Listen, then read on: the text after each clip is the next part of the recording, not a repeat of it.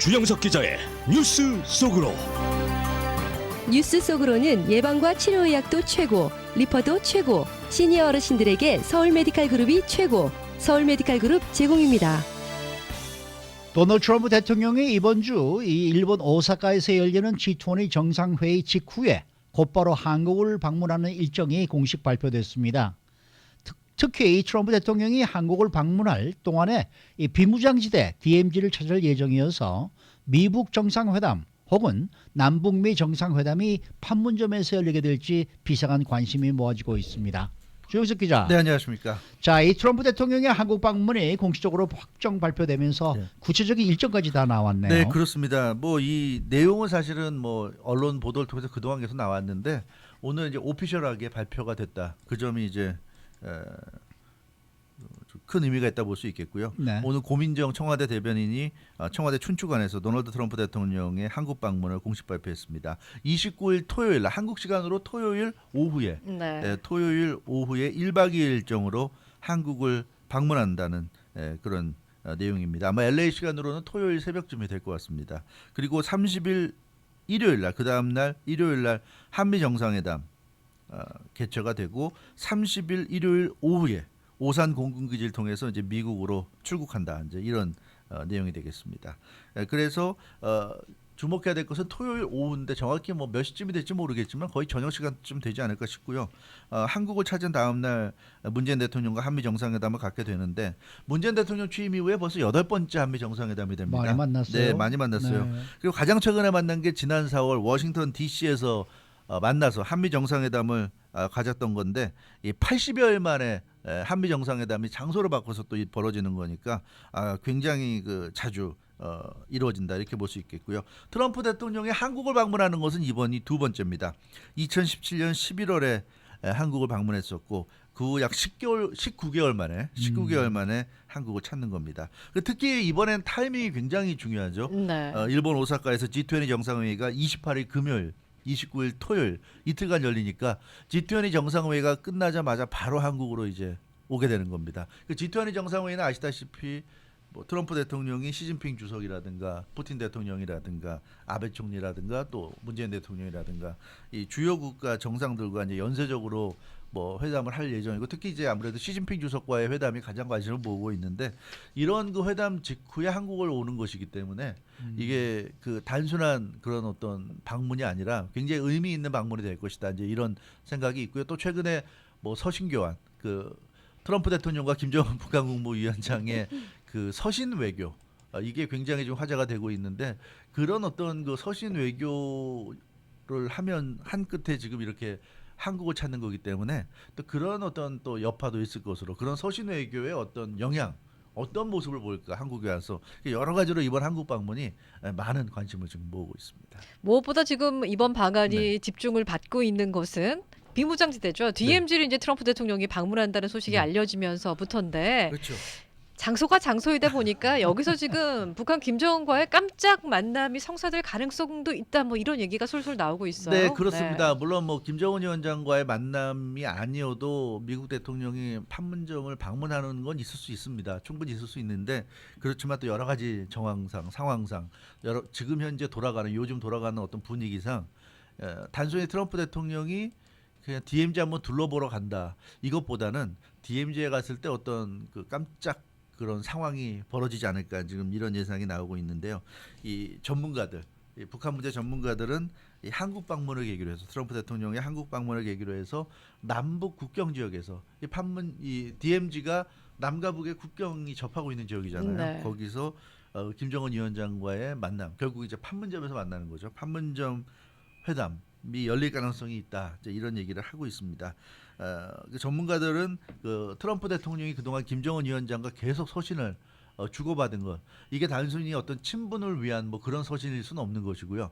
어떠한 현안이 있고 그런 현안을 위해서 계속 서신을 왔다 갔다 했다. 이제 이런 지금 분석을 하고 있습니다. 그래서 트럼프 대통령과 김정은 위원장의 최근에 빈번한 이 서신 교환이 이 판문점에서의 어떤 회담을 염두에 둔 그런 어떤 교섭이 아니었겠는가 이런 지금 분석이 나오고 있고 여기에 스티븐 비건 국무부 대북 특별대표 이 스티븐 비건 대북 특별 대표가 트럼프 대통령이 한국을 가기 전에 먼저 한국을 이제 찾게 됩니다.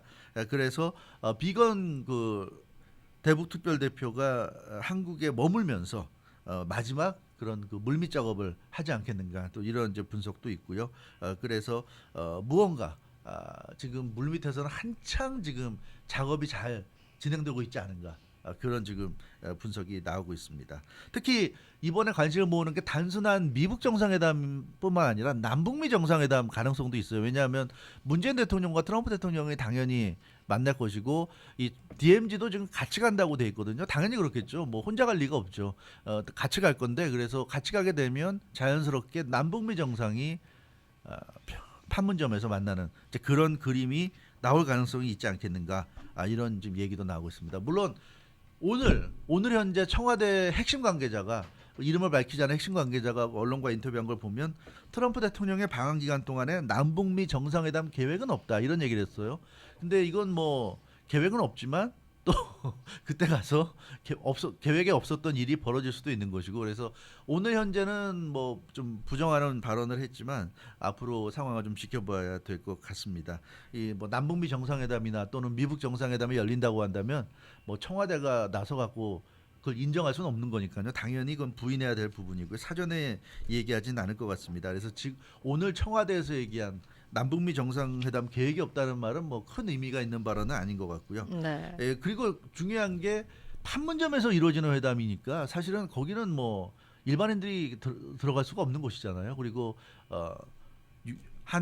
한국군, 미군 또 북한군이 다 거기에 있고 그래서 거기는 사실 뭐 보안 문제라든가 경호 문제를 신경 쓸 이유가 없습니다. 거기는 그런 게 항상 완비가 됐기 때문에 그래서 판문점에서 회담이 열린다고 하면 사전에 어떤 특별한 준비가 필요 없는 뭐 어떻게 보면 이제 그런 그러니까 다른 일반적인 도시나 이런 데서 열리는 것에 비하면 쉽게 열릴 수 있기 때문에 그런 면에서 이 판문점에서의 회담 가능성이 주목받고 있는데 물론 단정할 수는 없겠지만 그러나 여러 가지 분위기상 무언가 이 한국에 트럼프 대통령이 왔을 때 우리가 생각하는 이상의 어떤 일이 일어날 가능성도 좀 있지 않겠는가 그런 예상이 점점 더 좀 고조되고 있는 것 같습니다. 네. 뭐 서로 간에 뭐 편지를 주고받고 한다니까 그런 얘기가 나왔을지도 뭐 모르죠.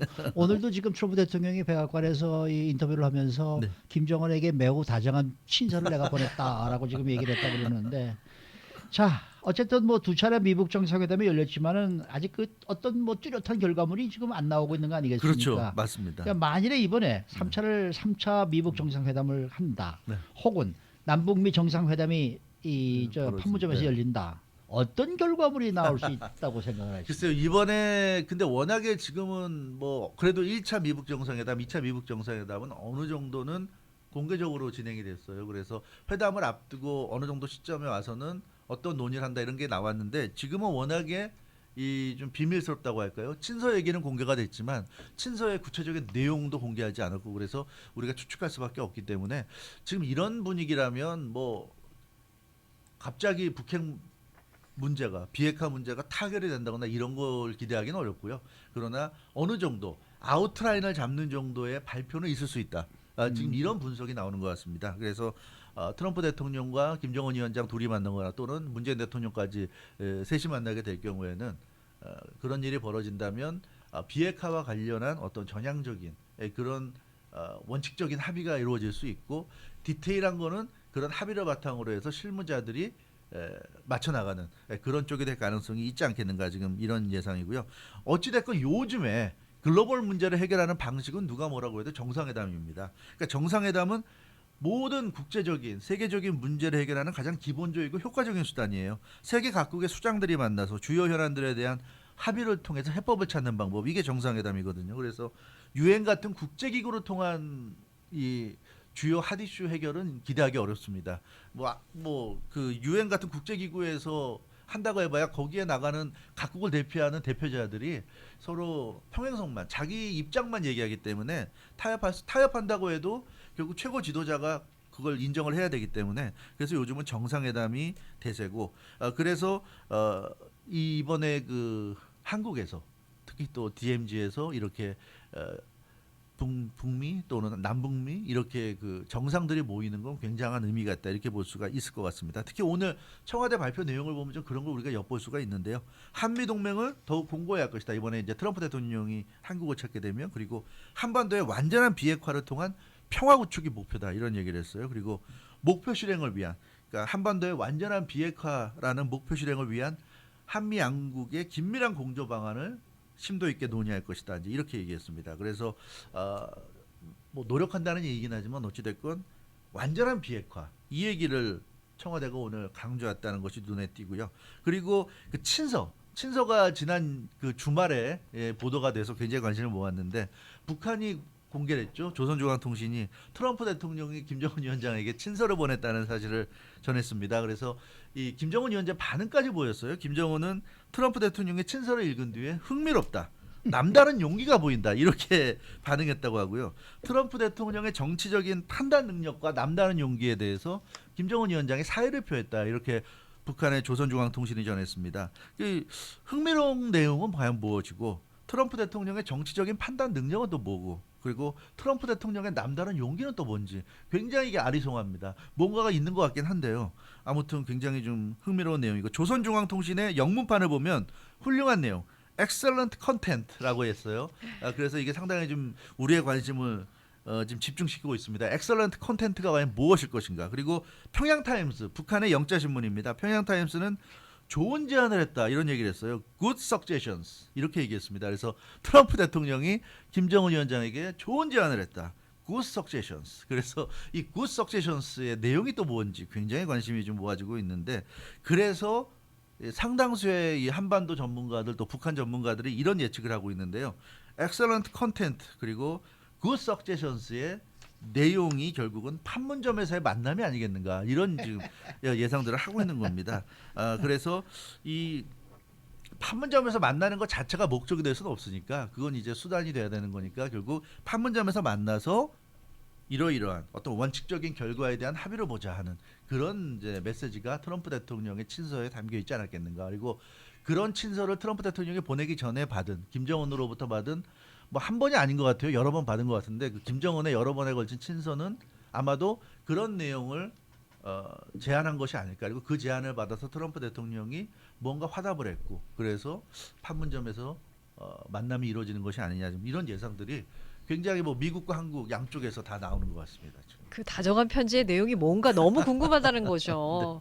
근데 그 1, 2차 미북 정상회담이 뭐 잘 안 풀린 건 네, 사실 안 아니겠습니까? 풀렸죠. 근데 그 이후에 이제 미국과 북한이 접촉하는 방식이나 협상하는 방식이 예전에 비해서 조금 달라진 것 같아요. 네, 그래서 그렇습니다. 이번에 뭐 방한하는 것도 그렇고 판문점을 방문하는 것도 그렇고 어떤 네. 결과가 나올지 더 많은 사람들의 관심이 모아지는 게 아닌가 싶어요. 네. 그렇습니다. 이게 보면은 친서 외교라고 하는데요. 정말 이 친서 외교가 어느 정도 좀 역할을 하고 있지 않은가. 물론 우리가 그 내용도 모르고 실제로 이번 트럼프 대통령의 한국 방문 때 뭐 판문점에서 김정은 위원장의 모습을 나타낼지 네. 안 나타낼지 아직은 모르니까 좀 섣부를 수는 있지만 그러나 지금까지 돌아가는 정황을 볼 때는 친서 외교가 어느 정도 이 긍정적인 영향을 좀 미치는 것 같다. 그거는 그 정도는 얘기할 수 있을 것 같은데 그 지금까지 1차 미북 정상회담, 2차 미북 정상회담을 놓고 보면 뭐 실무자들이 아무래도 중간에서 역할을 많이 했고요. 만나서 대화를 나누면서 협상을 벌였고 그 결과에 의해서 정상들이 만났는데 그게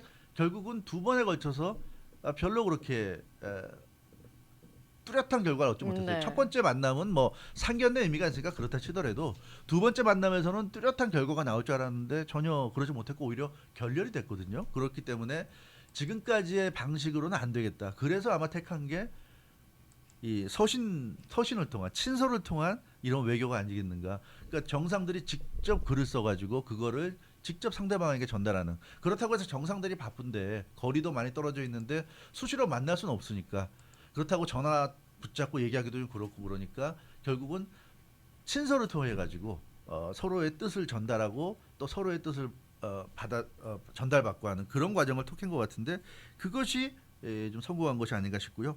그래서 미국 언론들도 그런 얘기를 하고 있어요. 디 아틀랜틱은 오늘 굉장히 흥미로운 제목을 뽑았는데 뭐라고 그랬냐면 Love letter diplomacy may help drive talks with North Korea. 그래서 이 러브레터 외교가 이 북한과의 이 대화 협상을 이 성사시키는데 드라이브 하는데 굉장히 그 도움을 주고 있는지도 모르겠다 이런 이제 얘기를 했어요. 그래서 러브레터라는 이제 이거 제목까지 뽑았는데 아무튼 그 트럼프 대통령과 김정은 위원장이 무슨 내용인지 우리는 아직은 모르지만 굉장히 그 분위기 좋은 가운데서 계속 편지가 오고 간다는 점은 러브레터라고 표현하는 게 뭐 꼭 틀린 말은 아닐 수도 있겠다.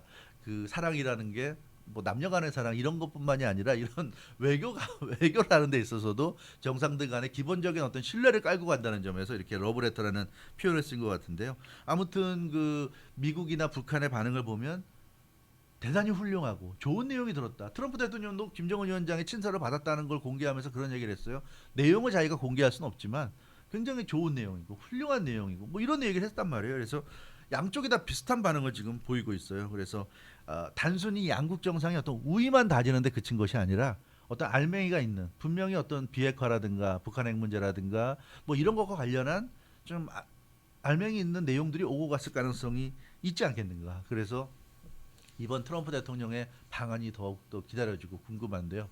글쎄요. 이렇게까지 지금 예상들이 나오고 있는데 만약에 판문점까지 가서 김정은 위원장을 만나지 않는다면 그러니까 김정은 위원장이 나타나지 않는다면 그러면 또 굉장히 실망스러울 수도 있겠는데 아무튼 지금 이 분위기는 상당히 고조되고 있는 건 사실인 것 같습니다. 뭐 옛날부터 양국 정상들의 이 외교 다른 나라끼리의 외교는 다 친서 아니었습니까? 솔직히 말씀드려서 뭐 그때 직접 가서 만나는 것도 굉장히 힘들었겠고 중세기 시절이라 그렇죠.